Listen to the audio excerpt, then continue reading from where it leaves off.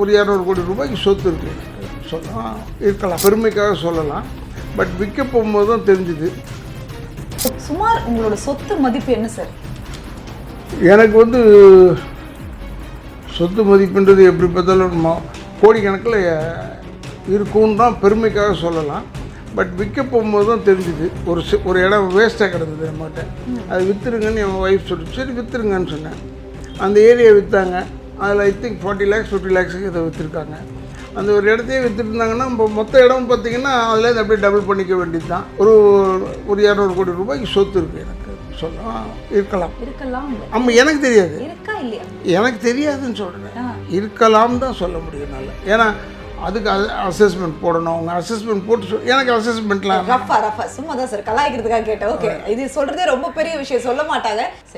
ஆரம்ப காலகட்டத்தில் உங்களோட சம்பளம் எவ்வளோ? 1500 ரூபா. காசுனா என்ன சார்? காலையில் சம்பாரிச்சோம்னா மண்டே ஃப்ரைடே அன்றைக்கி ஃபுல்லாக செலவு பண்ணுறதுக்கு, சாட்டர்டே சண்டே லீவ் விடுவாங்க, அன்றைக்கி ஃபுல்லாக ஸ்பெண்ட் பண்ணிவிடுவாங்க. திருப்பி தே வில் ஸ்டார்ட்ன்றது வெளியூர் தேரி. நம்ம ஊர் தேரி அப்படி இல்லை. குடும்பம், இவங்க அக்கா தங்கச்சி எல்லாருக்கும் சேர்க்கறதுன்றது நம்மளுடைய இந்தியர்களுடைய மென்டாலிட்டிஸ் ஆர் லைக் தட். நம்ம we are born in India, brought up in India.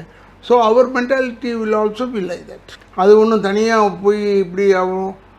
முற்றும் துறந்த அதை பேரறிஞர் அண்ணாவை கேட்கும்போது முற்றும் துறந்த முனிவனும் அல்ல, அவ்வளோ கற்பில் சிறந்த கண்ணகியும் அல்லன்னு சொன்னார்.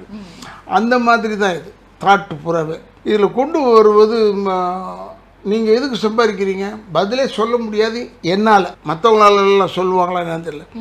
நான் சர்வீஸ் பண்ணுறதுக்காகன்னு சொன்னோம்னா என்ன சர்வீஸ்னால் இல்லாதவனுக்கு இருக்கப்பட்டவனாக்குறதுக்கு தான் சர்வீஸ். அதனால் சாப்பாடு இல்லைன்னு சொல்கிறோம், சாப்பிட்டு போடாப்பான்னு சொல்கிறோம். இவ்வளோ தான் நம்மளால் முடியும். இந்த ரேஞ்சு தான். இதோட பெரிய ரேஞ்சு நம்மளால் முடியாது. நான் கொடுத்துக்கிட்டே தான் இருக்கேங்க. என்கிட்ட வர்றதுன்னா என்ன கொடுத்தாலும் உங்களை பார்த்தாலும் வில்லனா பார்க்குறாங்க. அது வில்லனை பார்த்துட்டு வாங்கிட்டு போகிறாங்கல்ல, வில்லனா பார்க்குறாங்க, வாங்கிட்டு போகிறாங்கல்ல. தெரியலையே, நான் இன்னும் பார்க்கலையே. நீங்கள் பார்க்க வாங்கிட்டு போகிறாங்களா? வாங்கிட்டு போகிறாங்க. அதனால தானே வாங்கிட்டு போகிறாங்க. ஏமாந்துருக்கீங்களா? ஏமாந்துருக்கு எங்கேயுமே தெரிஞ்சு கொடுக்குறது தானே, இப்படி எங்கேயும் ஏமாந்ததே கிடையாது.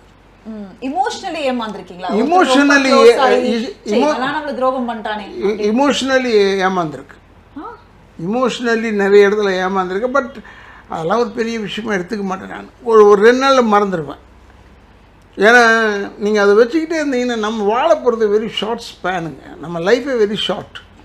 அதில் இதெல்லாம் வச்சுக்கிட்டோம்னா குழப்பமாயிடும். நிம்மதியான வாழ்க்கை, நம்ம நிம்மதியான வாழ்க்கைன்னு ஒரு அர்த்தத்தில் சொல்கிறோம்ல, அந்த நிம்மதி போய்டும்.